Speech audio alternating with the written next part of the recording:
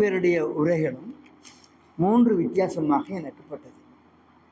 தலைவியினுடைய உரை ஒரு கோட்பாட்டு ரீதியான உரையாக அமைந்திருந்தது.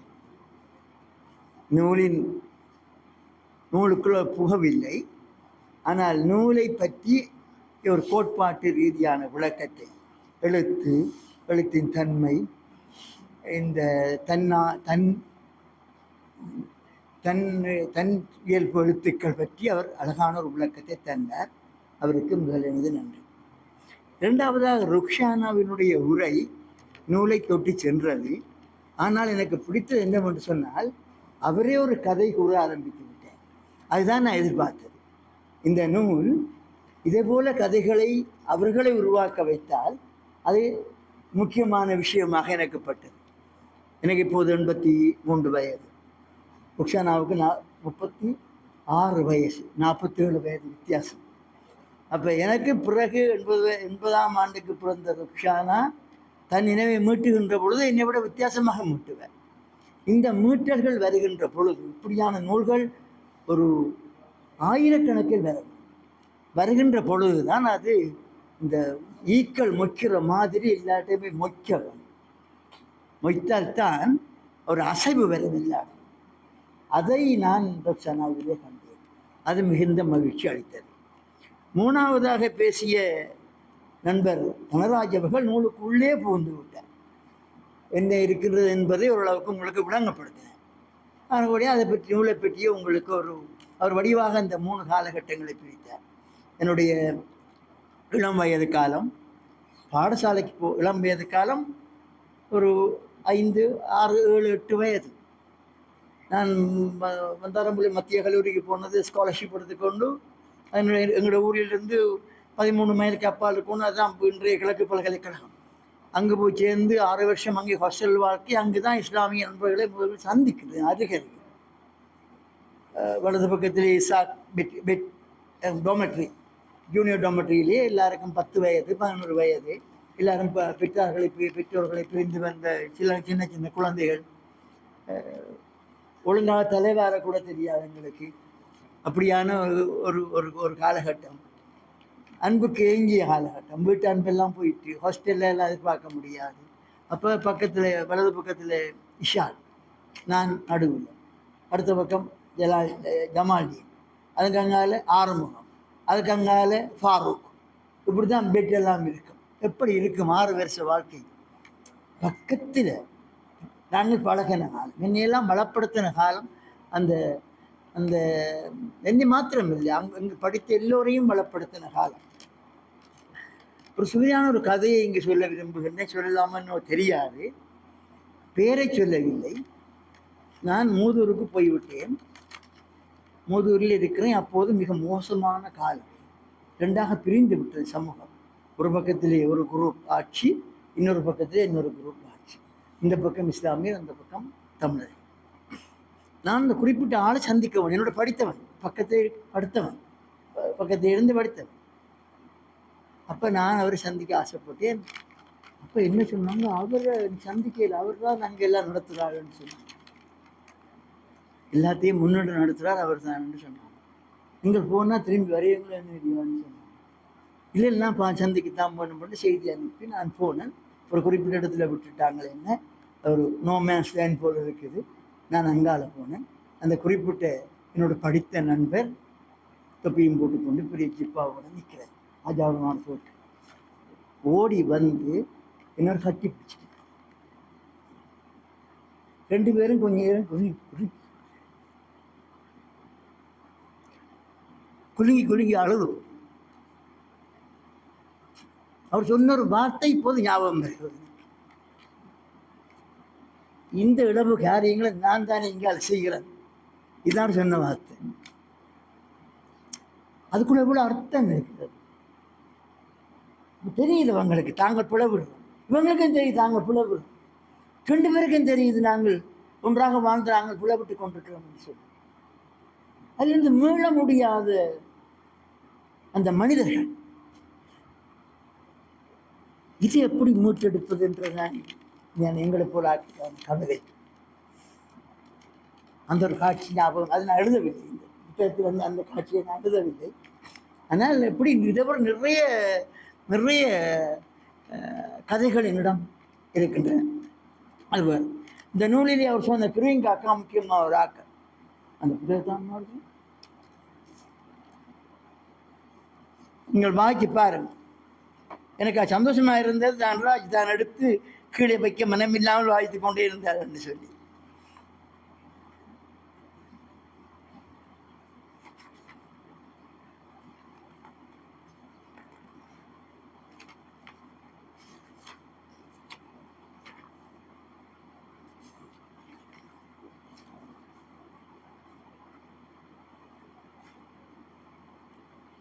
அது என்ன இடத்தை மறந்துட்டேன்னா என்னன்னு சொன்னால் எப்படித்தான்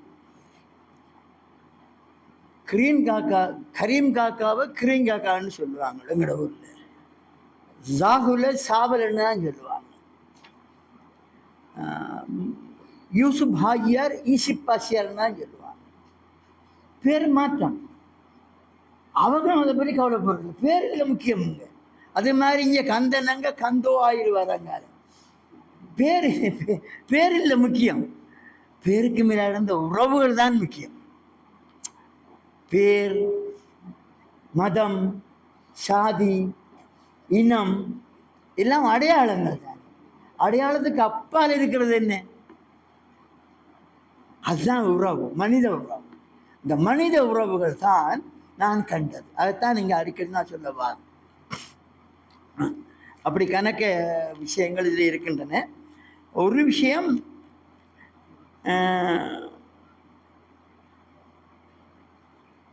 என்னை பதப்படுத்தின ஆக்களில் இந்த கிரீன் காக்கா முக்கியமான ஆள். கிரீன் காக்கா, சாகுல் அமீர், கன பேர் இருக்கிறாங்க சின்ன வயதில் பதப்படுத்தின ஆக்கள்.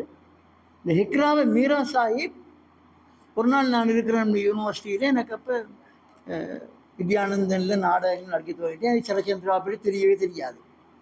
சிங்களாக்களோடு தொடர்பும் இல்லை, சிங்களமும் தெரியாது அதிகமாக. இப்போ தொடர்பும் இல்லை.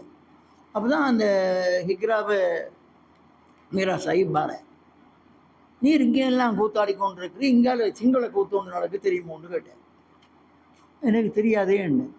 ஒரு சரச்சந்திரன் அவர் இப்படியானவர். நாங்கள் அப்போ நான் சின்ன குழந்தை பிள்ளை, ஒரு 19-20 வயது இருக்கு. அவர் இப்படியானவர்.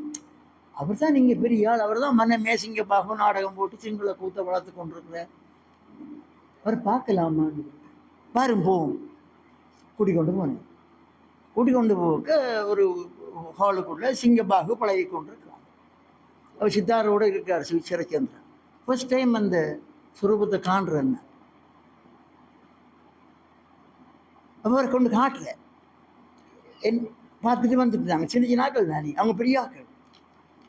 பிறகு பார்த்தால் சிங்கபாகு நாடகம் நடக்குது. மீரா சாஹிப் என்னை கூட்டிக் கொண்டு போகிறேன். சிங்கபாகு நாடகக்குள்ள ஒவ்வொன்றா சொல்கிறேன். இந்த சிங்கபாகு வர்றேன். பார்த்து கொண்டிருக்க மீரா சாஹிப் கண்ணில் தண்ணி வடிக்குது. அப்படி என்ன கட்டம்னு சொன்னால், சிங்கபாகவும் மகனையும் சந்திக்கிறாங்க. தகப்பனும் மகனையும் சந்திக்கிறாங்க. தகப்பன் சிங்கம், மகன் சிங்கபாகு சண்டைக்கு நிற்கிறாங்க. மகன் கெஞ்சுது அந்த சிங்கம், என்ன கொல்ல போனா, நான் உண்டு அப்பான்னு சொல்லி.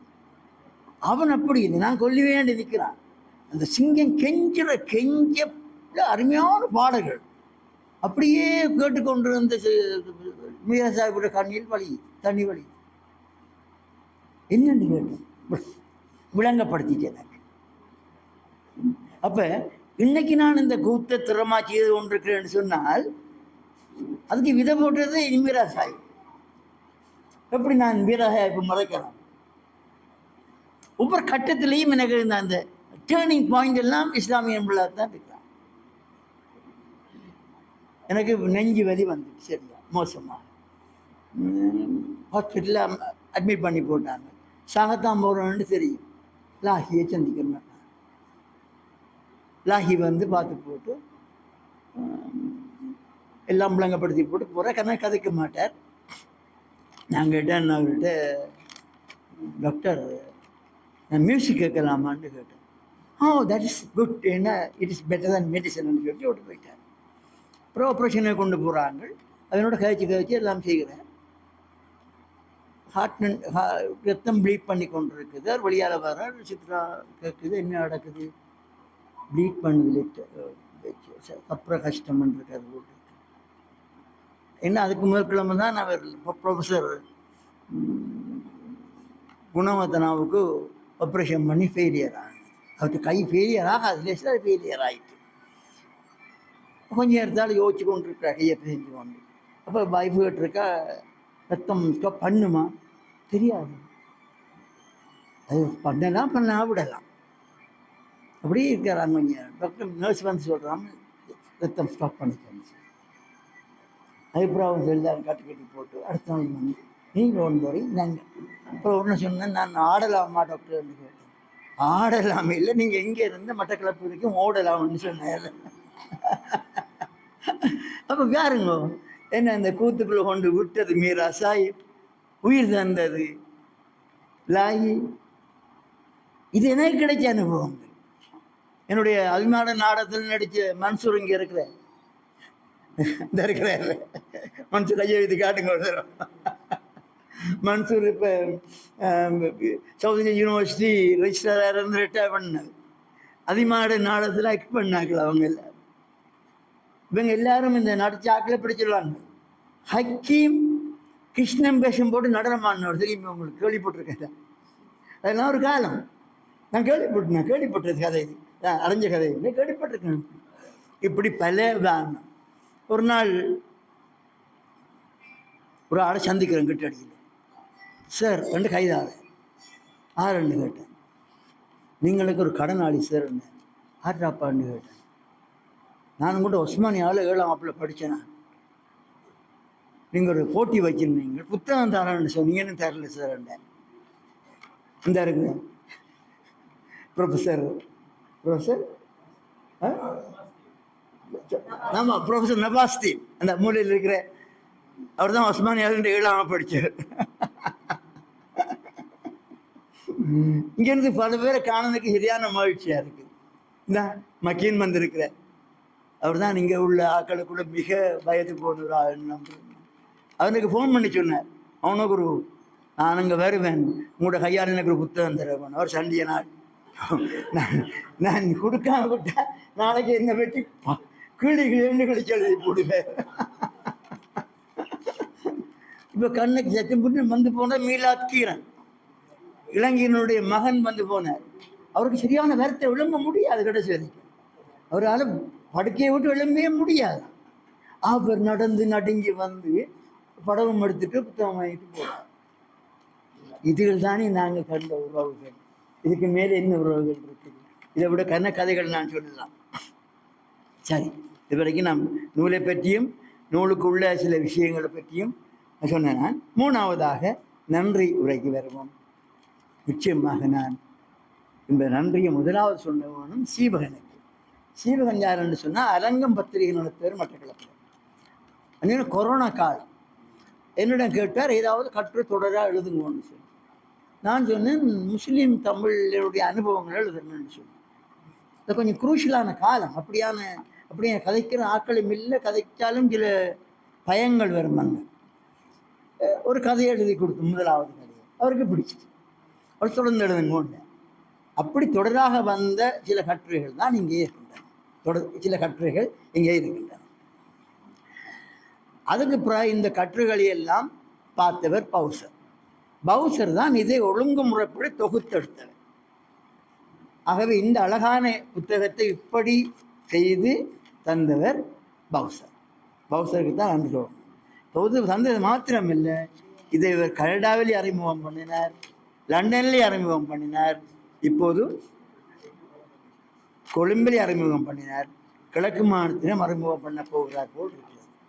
அந்த வகையிலே இந்த மூவருக்கும் எனது நன்றியை தெரிவித்துக் கொள்கிறேன். இதற்கு மேல் நான் நன்றி தெரிவிக்கக்கூடிய ஒரு என்னுடைய மனைவியார், அவர் தான் பக்கத்தில் இருந்து எழுதுங்கோன்னு ஊக்குவிப்பார். பலர் வந்திருக்கிறீர்கள், தமிழ்நாட்டிலிருந்து, கிழக்கு மாநிலத்திலிருந்து, கலை வந்திருக்கிறீர்கள், விவேகானந்தா இன்ஸ்டியூட் டைரக்டர் கூட இங்கே வந்திருக்கிறார்கள், மாணவி பாரதி, இப்படி பல பேர் வந்திருக்கிறீர்கள். உங்கள் அனைவருக்கும் எனது நன்றியை தெரிவித்துக் கொள்கிறேன். எல்லோரும் மன்னிக்க வேண்டும். நான் இந்த நூலை மக்கீனுக்கு கொடுக்க விரும்புகின்றேன். அவருடைய விருப்பப்படி உங்களுக்கு ஒரு நூல் வாங்க. அங்கே இந்த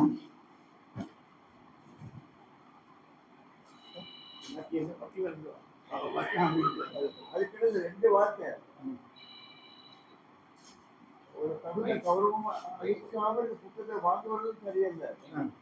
அதை விட பெரிய கௌரவம் இவருக்கு நிச்சயமாக ஒரு புகழாலைய போட்டு வரும்.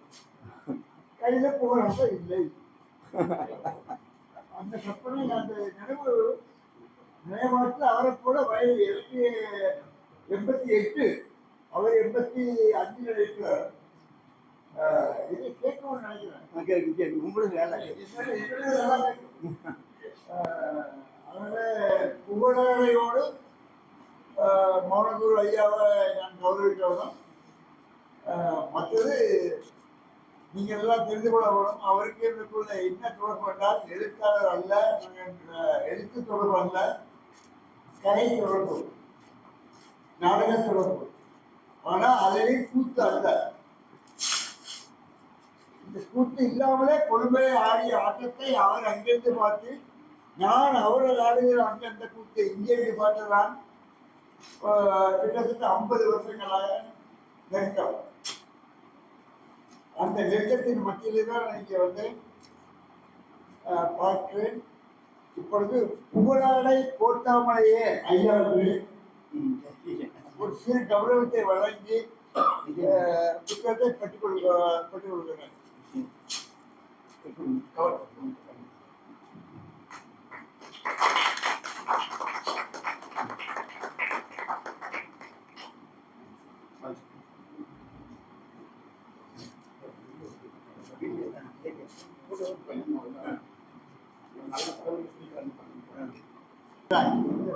நாசமா போன கல்வி அது என்ன அதே நாசமா போன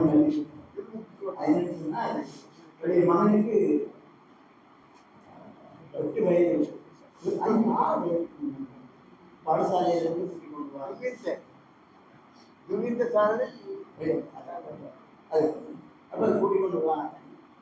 முக்கிய கூடிய நாள்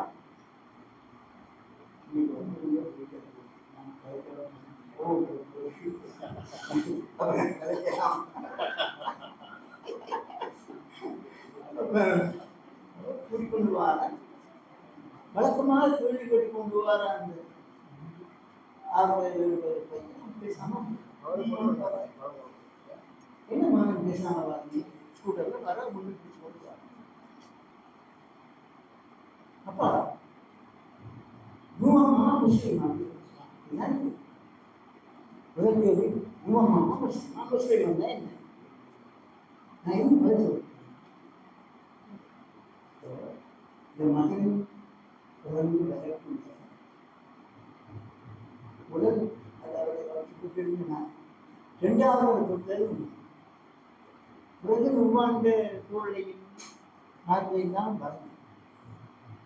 யாழ்ப்பாணம் கொண்டு வந்துட்டாங்க. மாமா தான் மாமா அவருக்கு ரூமான் யாருன்னு தெரியும். மாமா ரூமான் மாமா முஸ்லீம் தான். ஏன் இன்னைக்கு படித்தேன் என்ன படிச்சீங்க? இலங்கையில் வாழ்க்கை தமிழர், சிங்களர், இஸ்லாமியர், பழங்குடி போட்டு உதாரணம் போட்டு தமிழர் இஸ்லாமியர் என்ற அனுபவம் பழங்கியர் இருந்த அப்படி என்ன போட்டு காட்டுகிறது. சிங்களர் இருந்தால் உதாரணம் போட்டு நுகுமான் நுகுமானோட எனக்கு வந்து முஸ்லீம் வந்தாங்க. நுகுமான் முஸ்லீம் நான் என்ன பதில் துக்கத்தோட நினைக்கிறேன். துக்கம் இந்த நாட்டுக்கு அறிவிக்கப்பட்டார். என்னுடைய மகன்கள் இதயத்தை நஞ்ச போட்டு நாசமா போன உண்மை நாசமா எடுத்துருந்தாங்க. ஆனால் டீச்சர்ஸ் அவங்கள் ஸ்கீமா படிக்கிறாங்க. ஆனால் எப்படி படிப்பிச்சிருக்காங்கன்னு நமக்கு தெரியாது. அவங்க மனம் பார்க்க அது வேதம் இல்லாமல் படித்திருக்கலாம், வேதத்தை காட்டி படித்திருக்கலாம். அது depends on the teachers. Teachers எப்படி பக்குவமாக இருப்பாங்க அதான் அந்த நாசமாக. எல்லோருக்கும் எல்லோருக்கும் நன்றி. பாடிய நண்பருக்கும் அருமையான பாடல் நன்றி.